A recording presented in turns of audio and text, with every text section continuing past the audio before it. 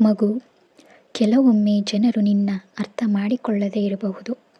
ಅದಕ್ಕೆ ನೀನು ಬೇಸರ ಮಾಡಿಕೊಳ್ಳಬೇಡ. ನೀನು ಬೇಸರ ಮಾಡಿಕೊಳ್ಳೋ ಅವಶ್ಯಕತೆ ಕೂಡ ಇರುವುದಿಲ್ಲ. ನೀನು ಮಾಡದ ತಪ್ಪಿಗೆ ಅವ್ರು ನಿನ್ನ ಮನಸ್ಸಿಗೆ ನೋವಾಗುವ ರೀತಿಯಲ್ಲಿ ಆ ಕ್ಷಣದಲ್ಲಿ ನಡ್ಕೊಂಡಿರ್ಬೋದು. ಅವರ ಮನಸ್ಸಿಗೆ ನಿನ್ನ ಒಳ್ಳೆಯತನದ ಅರಿವು ಒಂದಲ್ಲ ಒಂದಿನ ಆಗುತ್ತೆ. ಚಿಂತಿಸಬೇಡ. ನೀನು ತುಂಬ ಚಿಂತೆಯಲ್ಲಿದ್ದೀಯಾ ಅಂತ ಗೊತ್ತಾಗಿಯೇ ನಾನು ನಿನ್ನ ಜೊತೆ ಮಾತನಾಡೋಕ್ಕೆ ಅಂತ ಬಂದಿದ್ದೇನೆ. ನೀನು ತುಂಬ ಮೃದು ಸ್ವಭಾವದ ವ್ಯಕ್ತಿ ಅಂತ ನನಗೆ ಚೆನ್ನಾಗಿ ಗೊತ್ತು. ಕೆಲವು ಸಾರಿ ನೀನು ಒಂಟಿಯಾಗಿ ಸಾಗುವುದೇ ಉತ್ತಮ ಮಗು. ಆ ಒಂಟಿತನದ ಹಾದಿ ಕೂಡ ತಪ್ಪಲ್ಲ. ಅದು ನಿನ್ನ ಆತ್ಮದ ಬೆಳವಣಿಗೆಯ ಹಾದಿ ಮಗು. ಕೆಲವೊಮ್ಮೆ ನೀನು ಆ ಒಂಟಿತನದ ಹಾದಿಯನ್ನು ಒಪ್ಪಿಕೊಂಡು ಹೋದರೆ ಸರಿಯಾದ ಹಾದಿಯಲ್ಲಿ ಹೋಗ್ತೀಯ. ನಿನ್ನ ಹಾದಿ ನಿನ್ನದು. ನಿನ್ನ ನಂಬಿಕೆ ನಿನ್ನೊಳಗೆ ಇರಲಿ. ನೀನು ಮಾಡುವಂತಹ ಕೆಲಸದಲ್ಲಿ, ಕಾರ್ಯದಲ್ಲಿ ಪ್ರಾಮಾಣಿಕವಾಗಿರು.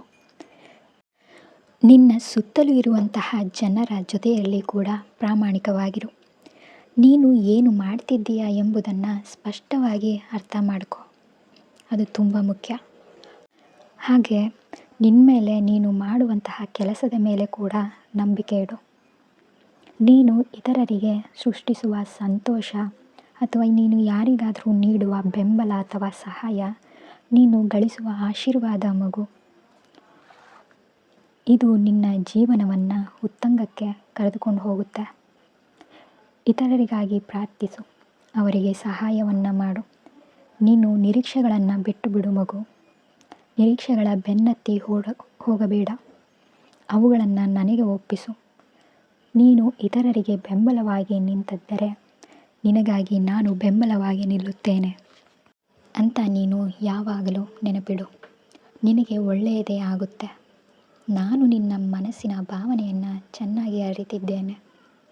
ಚಿಂತೆಯನ್ನು ಬಿಡು. ಹಾಯಾಗಿರು. ನಿನ್ನೊಂದಿಗೆ ನಾನಿದ್ದೇನೆ. ಧೈರ್ಯವಾಗಿರು. ಶಾಂತವಾಗಿರು ಮಗು. ಮಗು, ನಿನಗೆ ಒಂದು ಕಥೆಯನ್ನು ಹೇಳುತ್ತೇನೆ, ಕೇಳು. ನಂದಿತಾ ಎಂಬ ಒಬ್ಬ ಯುವತಿ ಇದ್ದಳು. ಅವಳು ಕನಸುಗಳು ತುಂಬ ದೊಡ್ಡದಾಗಿದ್ದವು. ಅವಳು ಆಧ್ಯಾತ್ಮಿಕವಾಗಿ ಬೆಳಿಬೇಕು ಅಂತ ಇದ್ಳು. ಹಾಗೆ ಸಮಾಜದಲ್ಲಿ ಒಳ್ಳೆಯ ಹೆಸರನ್ನು ಮಾಡಬೇಕು ಎಂಬ ಆಕಾಂಕ್ಷೆ ಇತ್ತು. ಆದರೆ ಊರಿನ ಜನರೆಲ್ಲ ಅವಳನ್ನು ನಿರ್ಲಕ್ಷ್ಯ ಮಾಡ್ತಾಯಿದ್ರು. ನಿನ್ನಿಂದ ಏನೂ ಆಗೋದಿಲ್ಲ ಅಂತ. ಇವರೆಲ್ಲ ಯಾಕೆ ಹೀಗೆ ಹೇಳ್ತಾರೆ ಅಂತ ಅವಳ ಮನಸ್ಸಿನಲ್ಲಿ ಪ್ರಶ್ನೆ ಹುಟ್ಟಿತು. ಅವಳು ತುಂಬಾ ತಾತ್ಕಾಲಿಕವಾಗಿ ನೊಂದಿದ್ಳು.